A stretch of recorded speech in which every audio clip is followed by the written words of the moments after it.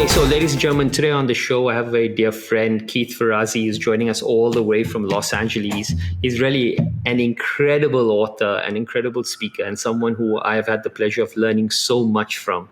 Keith, welcome onto the show, Perishable Wisdom. I'm excited to have this chat with you. Thanks a lot. And since we first met, I've been really looking forward to this. Thank you so much. That means a hell of a lot. And as we always start, this is a lesson that ever since I started following you and I realized how you open up all your conversations, I started with always doing a sweet and sour sort of check-in, just so that it breaks the layers. And it's probably one of the most powerful exercises I've seen to break the ice, because it takes it a bit deeper than a normal casual icebreaker, doesn't it? And so should we try that for a minute and then move into? Yeah, let's do it. You want me to hit it first, or do you want to go? You go for it. All right. Sweet and sour. Sweet. The entire year, I didn't have to jump on airplanes. And as a result, I was able to really double down on thought leadership. Wrote a new book in record speed. Typically, in the past, my books had come out. My research had been 5 to 6 years. And we did one very, very crunch project on what does the business world look like? What does leadership look like? What do business models look like in a post-pandemic world? Very excited. I'm publishing the research project with Harvard, $2 million of research, 2,000 executives participating. And it's called Competing in the New Work World. It's available to pre-order. So that's the sweet. Also a slight sweet is I was able to be a CEO this year. I mean, I've been running around, and I didn't realize the toll that it took on the operational excellence of my business. And I've really been able to work with my team in ways that I hadn't been able to do before. So again, a sweet. A sour, although it might be a dual-edged sour, is my older son. I was able to get him into rehab last month. Good news, he's got more than 30 days sober. And the bad news is I'm still struggling with constantly seeing him show up as his old persona. And I need, as he's going through this exercise, to totally wipe the slate clean and to re-engage with him in a new way. And I'm struggling emotionally to do that. I'm certainly trying to say and do all the right things, but in my heart, I'm still experiencing a lot of the things that that have challenged me since we got him when he was 17 in foster care. So it's been a challenge. Yeah, thank you for sharing that. I can imagine how tough that must be, to really the process of unlearning and relearning how to engage with human emotion. Exactly. For me, the sour obviously is, as you know, I'm in Mumbai, and we are inundated with so much of negative news, fear, and I'm seeing the best and the worst of humanity here. You're seeing people stand up to the fight, but you're also seeing people exploit it. But the unnecessary loss of light just brings tears to my eyes every time I think about it. And it's in your face every single day. The fear is real, Keith, because you don't know whenever the phone rings if it's going to be someone someone who's really close to you. You don't know on whose door it's going to knock and when it's going to knock. And I was describing to somebody recently, I said, the thing about COVID is that before this, every single person on the planet understood that death was a natural part of our existence. What COVID-19 has done is it's eroded the dignity from how you say bye to someone. And that is fundamentally the most difficult thing to do. You cannot say bye with dignity to your loved ones. So that's the sour, and that's been a sour for some time now. The sweet for me is really the challenge of operating more from my heart. I'm feeling a lot more confident in moving seamlessly and feeling my way through things. I've put myself on a challenge recently to write a book of about 40,000 words without a single iota of research, just to see what it looks like to come through me. Every single realization just comes through how I perceive things without any filter whatsoever from the external world. And that journey has been quite beautiful. It's been quite remarkable because it's given me the time to sit with myself and understand. And it's been really sweet because I've realized if you sit with something long enough, what you need to learn will really emerge from that. So, Are you, and do you have a working title yet? the working title is The Believist right now. So, The Believist is a title that I've been working with for a very, very long time. And The Believist is really the story of someone who taps deep, looks for everything within, and has courage in trusting the inner voice and accepting the consequences of that voice. So that's the beautiful journey that it's on. How do you know when the inner voice you're listening to is the pure voice and not the alternative? Yeah, that's a fundamentally great question, and there's no real answer to actually know this. I think what happens is I'm on a process of, if I hear something, I go with it and see what's happening. I go with what feels. And I've realized a few things when I'm looking at voices. A voice that's coming from the future always has a tonality of anxiety or fear linked to it. A voice that's coming from the past always has that tonality of self-doubt or overconfidence linked to it. Okay. And inner voice that's talking to you never has fear, never has anxiety, never has overconfidence. It has a subtle honesty to it, which you need to be silent enough to listen to. And if you start listening to it more often, then I've realized that you can distinguish between the subconscious mind bringing a past experience in and really the voice that's guiding you in there. And that was it. And, staying with that, one of the things I wanted to ask you, Keith, was that you talk a lot about leadership with respect to corporates. And for the longest time, I've always thought of leadership as a rational execution. Leaders are always in their head. But yet you also speak about empathy and you speak about vulnerability, which is really the currency of the heart. How do we trust that form of leadership in this current ecosystem right now? How does one lead from the heart? Well, first of all, I focus on something slightly different than leadership. I focus on teamship. And by the way, I don't normally say it that way, but I just made it up for the sake of this.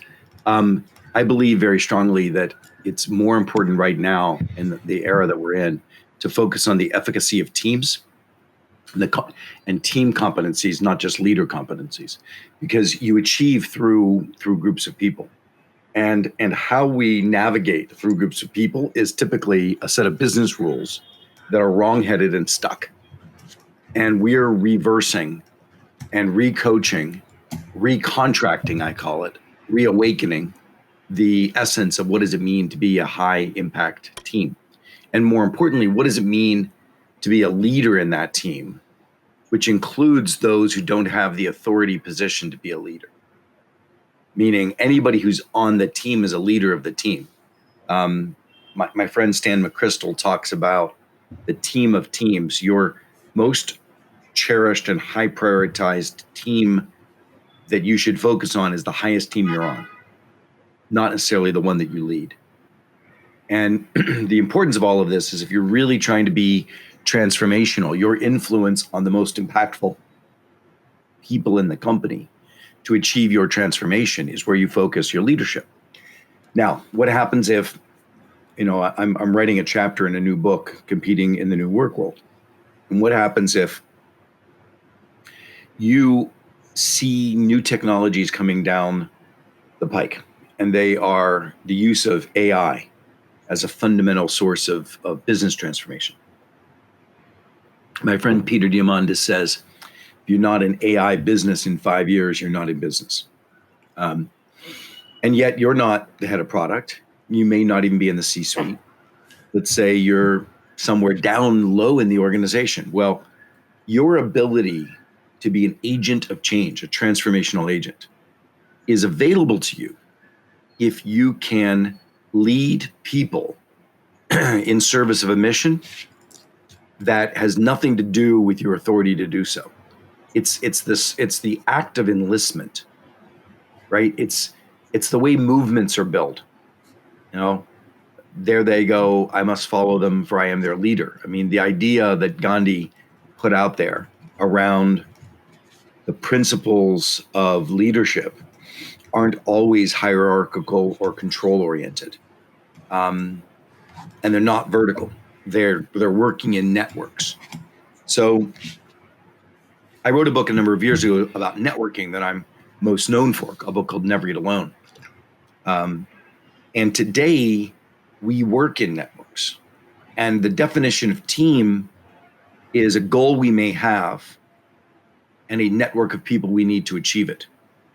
Now, treating that network as your team, opening what we call porosity, the willingness of a group to come in. I just wrote a book called Leading Without Authority that really is the essence of that and the principle of that. You know, show you that book. There it is, peeking out in the corner. So that was a bit of a long-winded answer, but the principle to me of leadership with authority didn't need authenticity. It didn't need empathy. It needed control and dictate. Today, if I'm leading you, which means I have a mission that I want to invite you into our mission, and we will then co-create. I was so struck when we did our Instagram Live, and you and I had spoken very movingly about our friend Tony Hsieh. Yeah. And you turned around and within moments sent me a long, strategy document around what that award could be. And I think when you see the award, you'll see a lot of you in it. And thank you. We became co-creators in a moment. And for whatever reason, our conversation opened you to that invitation. I think Tony's influence, of course, helped, but that was the mission, and we co-created from there. Very powerful, and that's the way all leadership needs to work, even if you happen to have authority. In the world of sport, what you described is, I come from the world of cricket, and we used to have this beautiful saying. It went like this. We should say character above cover drives, which is the character of a person above the skill that he brings to his table. Mm-hmm. And that's the measurement yardstick for how we decide whether we want someone on our team. How are they contributing to the culture of excellence over the number of three-pointers they shoot or home runs they hit or runs they score or goals they do it? Because, you're getting paid for that. That's your skill. That's what actually got you through the door. But your contribution to a team culture goes way above that. But, I love that you're talking about teams and you work on teams, because I've spent 2 decades in team sports. And one of the fundamental challenges that I found, Keith, is that even within a team, you pulling everyone together, you're absorbing, you're finding a team goal. But there's always generally a leader at the top who's pulling people together. And I found that most successful teams happen when the leader is able to bring into that ecosystem and accept diversity in thinking that is counterintuitive to his thought process. Because in a high pressure situation, he's got multiple perspectives available to him. How do you coach a leader to be comfortable enough to welcome someone who's got a great skill set, but he's not going to think like him? In fact, he's going to challenge him every single step of the way and not feel threatened. I was writing this over the weekend. I'm writing a book about collaboration, and I'm using a word that gets misinterpreted a great deal. It's called inclusion. Now, when when people in the United States use the word inclusion, it typically is an adjacent word to diversity and inclusion. How are we recruiting a diverse population of individuals? How are we making sure there's equity of their pay, rise of their positions, etc.? But I go into teams all the time when typically only one voice is heard. So now we've got this diverse talent in an organization, but the voices aren't heard. And I'm not even just talking about the voices now of the diverse population. I'm talking about voices just aren't heard. I want to create an app that allows you to bolt in to a Zoom, and at the end, it will actually tell you of all of the people in the room who had the share of voice. And leaders who consistently see themselves with the largest share of voice have to question whether or not they're leading inclusively. Now, of course, you could even start statistically correlating that against race and gender and other things as well. But what I want to make sure people recognize is that there is a business case for inclusiveness of voice, a significant business case. I'm working with one of the largest automotive companies in the world, and we have to shift from being a mechanical engineering company to being a software firm. I mean, we're now competing against Google and Amazon and, Tesla for sure, and Apple. All of those businesses are getting into mobility. And, we don't have sufficient expertise in software today. And so we need to both recruit, but we also need to be significantly more open to innovative ideas that will allow us to accelerate that pursuit in a space that we're not traditionally effective in. Now we have other things that are to our benefit. But still, the idea is that great leaders, I think the earmark for a great leader is no longer management. The earmark for a great leader is transformation. And if you're going to be a leader of transformation, you will lead differently. You need to unleash the power of your team. And I'm learning that. I've always had a small firm, anywhere from 10 to 30 people in my organization. And sometimes in my best years, I was directing the resources to best leverage me. And that is a very different business model than creating a scalable model that will thrive beyond me. And that's an awakening that I've come to. And it's also a personal desire as I'm getting older. I want to make sure that my legacy doesn't have to have my fingerprints on it in the real. Yeah, that's powerful. I really like what you said about leadership. I've been penning down a beautiful book called The Playbook, which is 8 rules of life from the world of sport that I've spent. And one of the rules that I leave there is I tell someone that how a person leaves a team is a direct indication of the type of leader you are. And so I'm saying if the player, for example, or the employee leaves on a good note, has a wonderful conversation, leaves with good energy, it's a direct indication of the type of leader you have been throughout the entire lifespan of him as an employee. And do you think that's true? Yeah, I do. What brought you to that conclusion? What brought me to that conclusion is that in the world of professional sports, I'm always having athletes who are inevitably leaving because of momentary anger. The contracts are not going, they're being released. And I've seen that there's some athletes understand that at that time of renegotiating a contract, things are not going their way because they're either too old or they're signing someone new, and they're equally angry. But the difference between how he leaves the team and how he converses with the coach is directly proportional to how the coach treated him over his lifespan at that organization, and not that momentary lapse in judgment that comes from that contract. You know, and I've always said one of the rules is to make sure that when a person leaves your circle, it could be your team, it could be your network, it could be your organization. Okay. Yeah. Make sure I ask people to write a paragraph of what they'd like that experience to be. And every single day work towards making sure that that manifests. You know, For the individual themselves or for for both of you, it's a two-way it's a two-way experience, isn't it? You know, when someone's Yeah. leaving you, they are also leaving your energy, and you've left a footprint on them, they've left a footprint on you.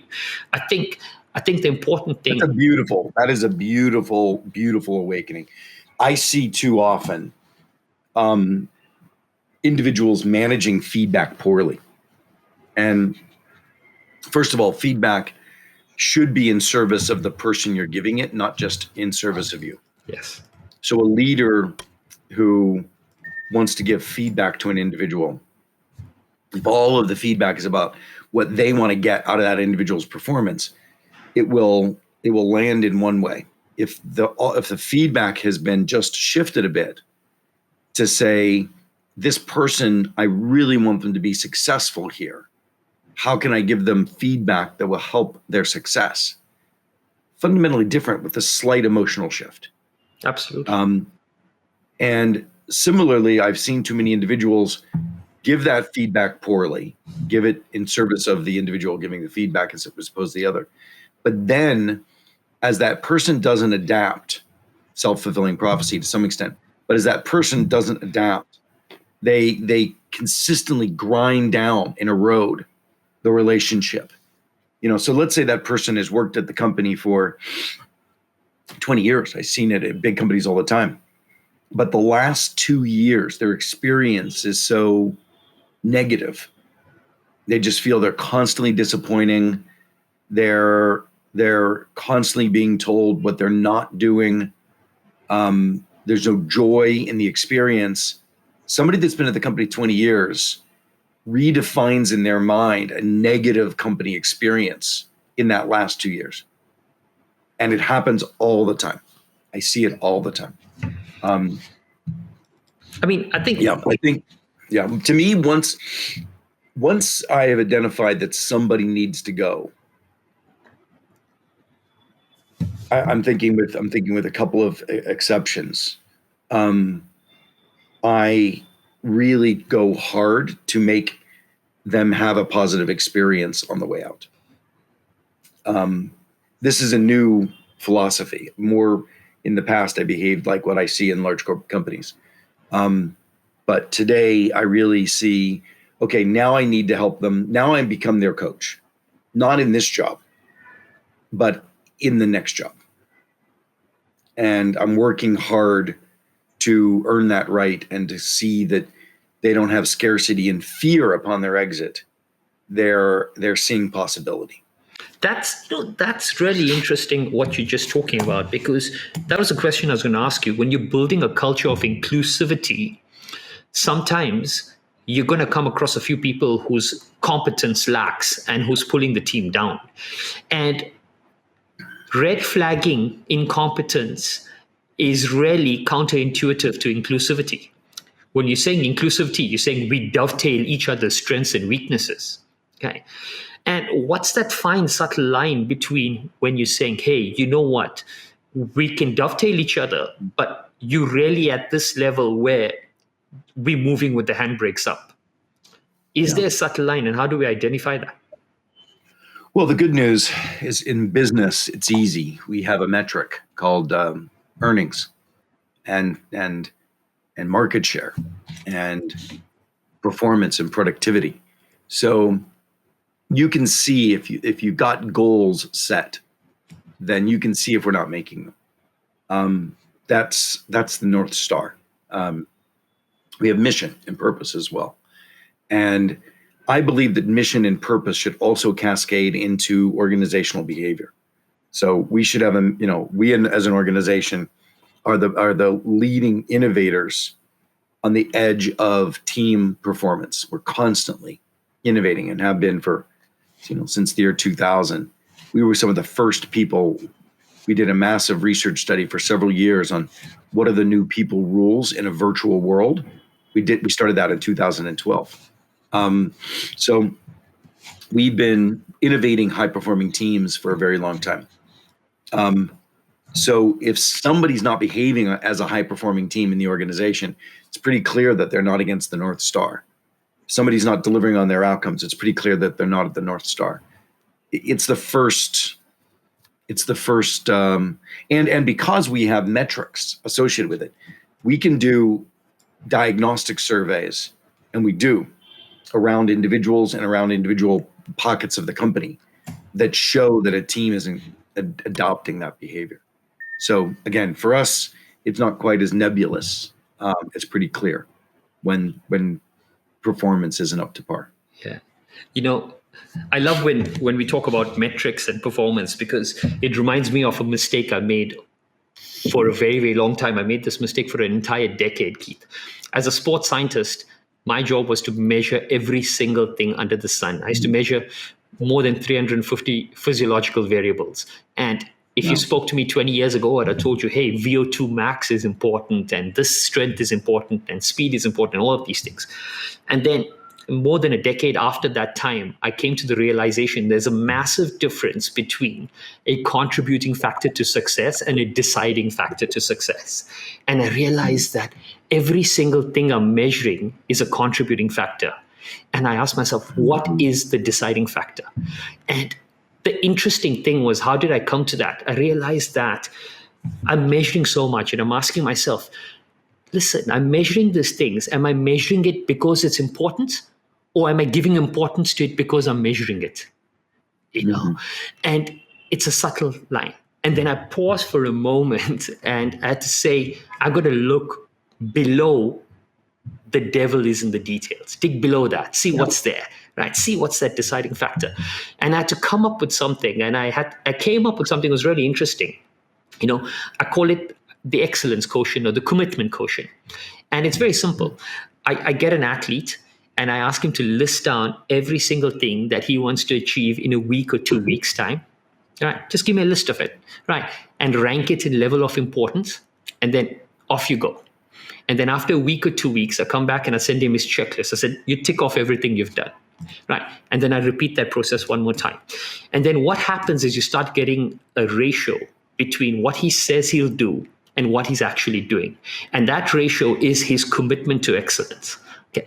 And I've realized that if that commitment to excellence is less than 80%, I don't touch them. Because the truth is, Keith, he doesn't even listen to his own voice. What chance is he going to listen to you? And you can never be there 24/7 to push him. So there's a fine line when we talk about teams, when we talk about creating the inclusivity, but there's also that inner drive, that how badly do you want it, sort of thing. And that was the deciding factor for me. And I normally encourage people, I said, in every single element, scratch below the details, scratch below the measurables that the world is looking at, because that isn't it. Those are contributing factors to success, not deciding factors. And do you think that 2 weeks is the right framework to do that exercise? No, I think it has to be longer, but this gives me a very, very initial thing. I mean, if a person's at 75%, then you can give them the benefit of the doubt. But if they're at 50%, they're not going to double their ratio in a month or 2 months, And so I'm looking at it, and I have a margin. And I'm also looking at, that's why I track the levels of importance, Keith, because maybe the ratio is low because he's missing out on stuff that's not important. But the things that are important, he's hitting them regularly and consistently. Okay. So these are the subtle details. This is reading between the lines that I think really makes all the difference. That is a genius. That's a genius coaching exercise. Yeah, that is a genius coaching exercise. And what you call it? What quotient? It's the excellent Commitment quotient, the quotient. commitment quotient, the commitment to I excellence love it. quotient. Commitment. Yeah, Yeah. so really that's been phenomenal.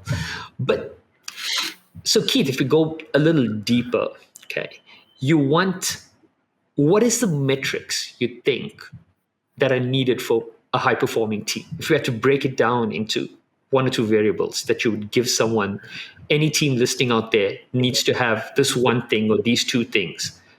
Yeah. How would you stack it up? There's really two at the highest level. There's actually 8. We diagnose 8 attributes Okay. of a highest performing team, but 2 will be the most predictive of outcomes. One of them is candor, transparency. Does the team speak truth in the room? Does the team challenge each other in the room? Does the team is the team willing to speak courageously when it's risky to do so, and even when it's outside of their lines of responsibility? Right now, we're not talking truth to power only. We're talking truth to each other. It's easier for people to speak truth to power than it is to speak truth to peers. There's no social contract among peers to be bold and correct each other in very few companies.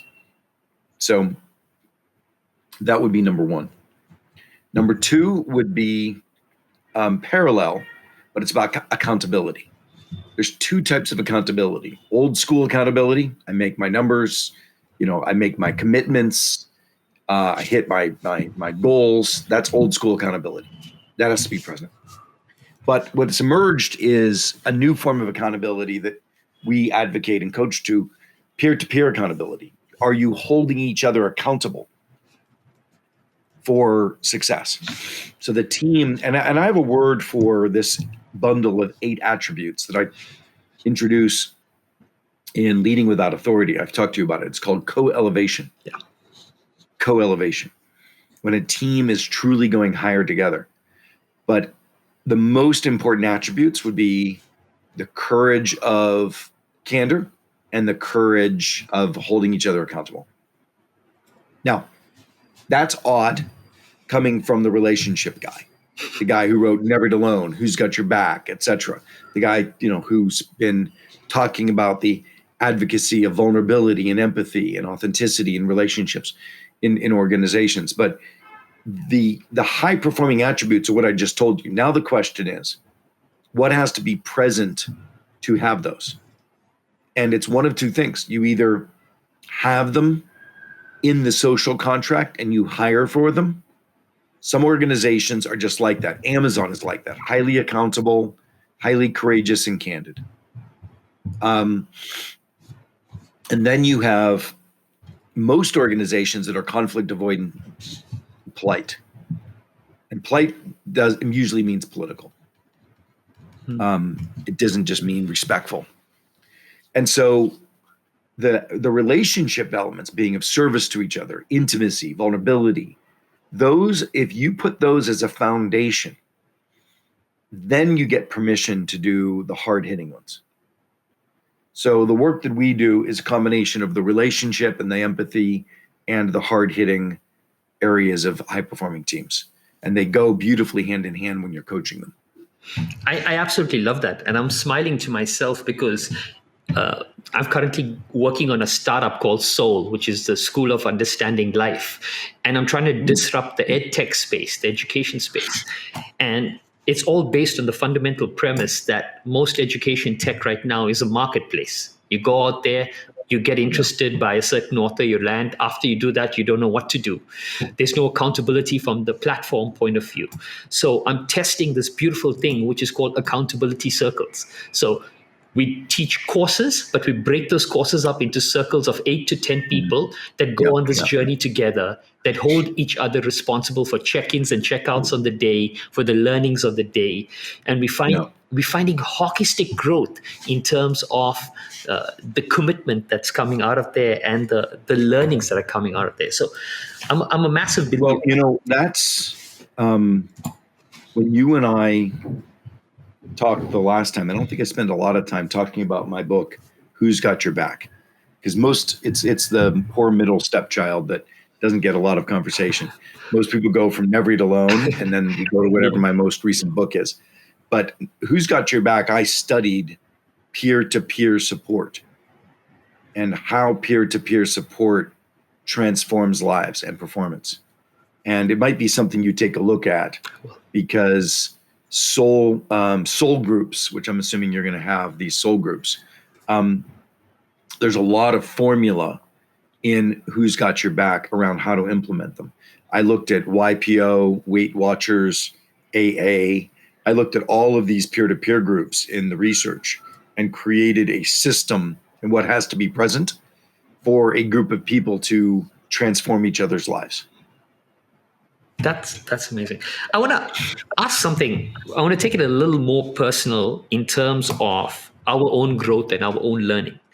One of the challenges that I'm having, Keith, is how do I show up for? So I have two types of networks. I try to create for myself a support network, which is constantly giving me the support and love that I need to explore the unknown with comfort. But I also have what's called a challenge network. A challenge network are the people who are intellectuals that could really tear apart something with rationale and give me direction and acid test that. And I keep asking myself, one of the fundamental things that I'm feeling is that when I reach out to these networks, there's this intuitive need to show up in a certain way all the time. With intellectuals, when you're talking to another coach or another author that you are deeply inspired by, right, we show up in a way where we want to contribute something in there. And my question is, how does one learn to trust the space between the person you've chosen, knowing that if I hold that space long enough, something beautiful will emerge? So in my role of coaching teams, I'm constantly coaching the social contract among humans. That's what we do when we coach teams. And it's a significant interdependencies. You're not just coaching these two individuals, you're coaching this individual and all of them. You're coaching them and all of them. And it's really, a complex, interdependent web of coaching. And all relationships need to be evaluated and redefined. And you've got to ask yourself, in our relationship, in your and my relationship, being very specific, what element of this relationship could be recontracted to what end? What an interesting question. How could we recontract our relationship to what end? So you've proven to me very quickly that you care. We had one conversation about what I was building in the foundation around the Tony Hsieh Award. And you activated. That is so rare. That is so rare. You activated. Your follow-up has been extraordinary and impressive. And so your contract toward me has been, just stellar. What do we want to continue to recontract? Right? I knew we were going to have this time together, but I didn't book more casual time with you. Yeah. That could have been an element of the contract. Getting to know each other. Purposefully, we did the sweet and sour earlier, and I talked about my son. There's a lot of other areas that I could be more vulnerable with you. And so what would it look like to recontract? So I think that's a strategic dialogue to have with people. And to me, it's a dialogue I want to have all the time. My new partner texted me on Saturday and said, what can I do better? And that's just a beautiful, constant question. And I want to be doing the same thing. What can I do better? How can I do better? So I think if you get recontracting into the dialogue constantly, I think you'll find your answer and your path. That is just so beautiful, so beautiful in terms of the way you phrase it, and that's something I try to really and truly look at and say, how can we do this? How can we bring something new into this entire ecosystem? And I'll reach out to really recontract a few things, because a lot of your learnings have been powerful. There's a lot that I want to share as well, and I think Yeah. it could be. Well, you've got so much to contribute, and I'm looking forward to it. I've often felt that I need to spend more time understanding high-performing athletic teams, and certain assumptions that I make of them that I'm not sure it's true or not. Where does the coaching happen in the locker room among peers, and how does that work? I think that's very powerful. I'd love to hear your perspective on to what degree does coaching happen in the locker room among peers, and what permission high-performing teams have at all levels.